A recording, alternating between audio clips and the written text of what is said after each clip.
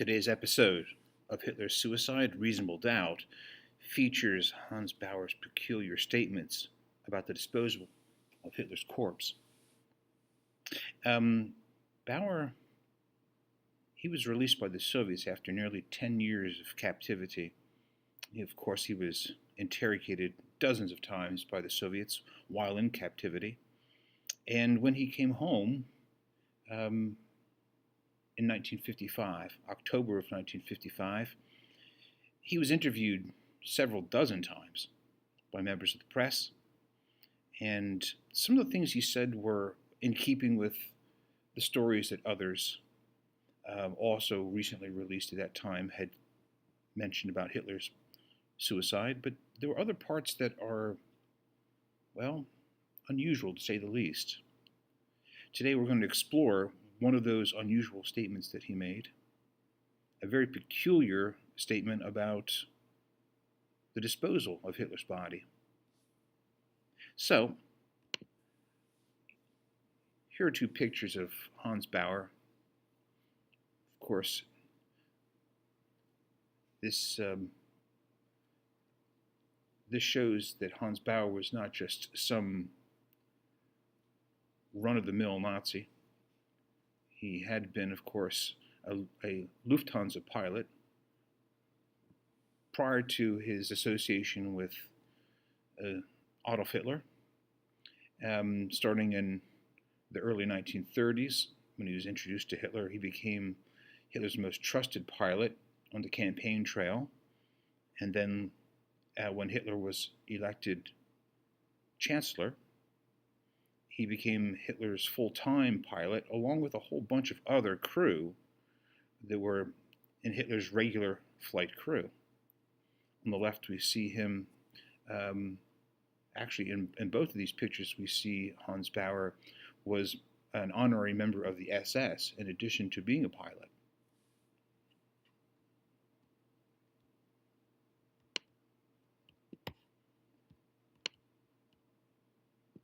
So take a look here. Here's a diagram of the Hitler bunker. You notice that in number 1 shows the Führer bunker itself.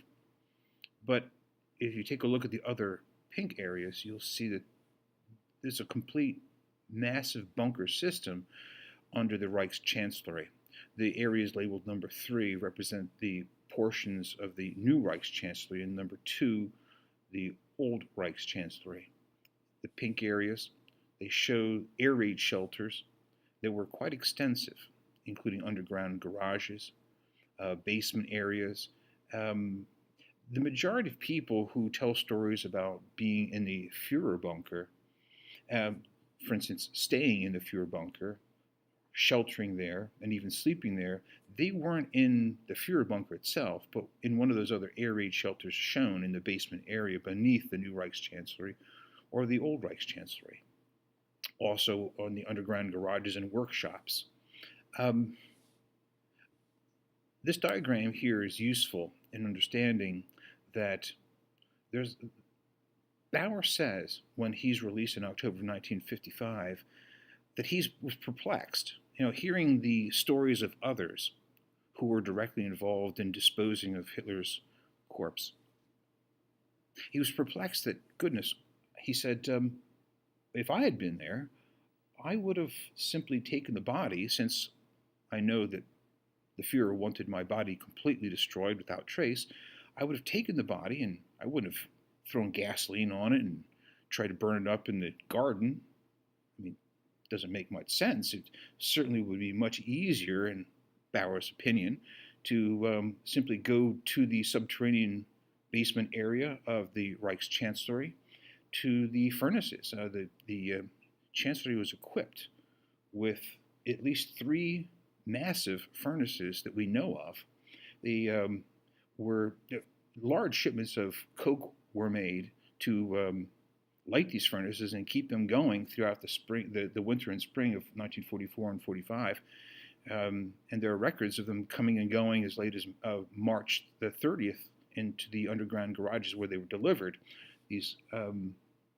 So these were large enough furnaces to dispose of bodies, and of course, in this way, you would have essentially cremated the remains, so there'd be no trace. So Baur is perplexed, and I'm perplexed too. Why? I mean, anybody who was living in the underground portions of the Reichschancellery would have known this. They would have known that this is the most sensible thing to do. Taking the bodies outside, um, where Soviet artillery was falling regularly in the garden area and the chancellery area, and risking your life and using something as volatile as benzene, gasoline, petrol to light the bodies on fire. It just really doesn't make much sense. It's a good story, but uh, anyone who was living there certainly would have thought, well, these are the obvious things to dispose of these bodies, and since the Führer's will is to not be made a public spectacle after his death, the best thing to do would, of course, would be to get rid of his body altogether. There would be nothing left except for ashes. That's what he desired, and Baur was perplexed as to why that wasn't done. Obviously, Kempka, who was the main driver for Hitler, he lived in the basement area too, and kept the garages that you see labeled on the left as underground garages. And this is the fellow that was called to deliver the petrol. Well, that's great. There are several witnesses that say that was done. But at the same time, he would have known directly because in those underground garages were indeed a furnace. There was apparently a furnace in the basement area you see by the number 4, almost directly underneath where Hitler's office was in the new Reichschancellery. And there was an additional one in the area that you see labeled number 2 in the old Reichschancellery, nearby where Hitler's Führer bunker is, labeled number 1. So why Kempka wouldn't have said, oh, you know what, well, let's just dispose of Hitler's body this way, the sensible way. Well, there's more to this story, and so let's move on.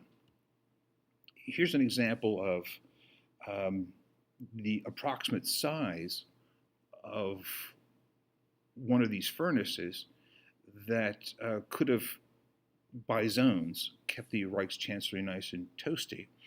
I spoke with Sven Felix Kellerhoff, who's the editor-in-chief at Die Welt. He's also an expert, has written a marvelous book called The Führer Bunker, Hitler's Last Refuge, which was published in 2004. I talked to him extensively about how the Reichschancellery was heated. And for the very reason that Baur brought up, I was curious too to find out exactly how it was heated. I theorized at first that the Reichschancellery, instead of being heated by these, regular coke-fired furnaces, would have been heated in a way similar to, let's say, the U.S. Capitol building. And people don't know this, but the U.S. Capitol building doesn't have furnaces in the building itself. About 1,000 meters away is essentially what you have is it's a power plant. And then there are subterranean tunnels that connect from the power plant to the U.S. Capitol building. So when you visit the Capitol, you'll never see any sort of power being generated in-house. It's just a step removed. And of course, this is done for aesthetic purposes. Imagine smokestacks, for instance, coming out of the Capitol building. In our age where we are so concerned with pollution, etc., it wouldn't look right. So I wondered, and I asked Sven whether or not the Reichschancellery was heated in the same fashion. I had found a few maps that showed power plants that were connected to the Reich's Air Ministry, and I theorized at first, well, maybe these power plants also provided the heat for the Reichschancellery. It turns out no, they weren't connected by subterranean tunnels in that fashion. So the only other possibility, of course, goes back to the regular coke furnaces that were used in the basement.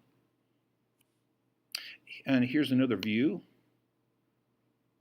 of the U.S. Capitol in the background, and you see the power plant in the foreground. And here's a map of Washington, D.C. today that shows where the U.S. Capitol building is compared to the Capitol power plant. The Reich's Chancellery, as I mentioned, had a similar arrangement, but was not heated by a separate power plant. So I'll return to the same question. This question to me raises reasonable doubt, just as it did for Hans Baur, who expressed that doubt, as anyone with any intelligence would have. The question is, if you have an easy way to dispose of a body without exposing yourself to Soviet artillery, without being seen by other people that you don't want to be seen by, everything from troops in the area that really have no business being involved in this, you simply take the bodies that are already dead, you wrap them in a blanket or in a rug or whatever you have handy, and you wheel them down the hallway to the furnace and you dispose of them this way, and there's no trace of the bodies. Well, that does it for episode number 1. I hope you enjoyed it. I'd love to hear your comments.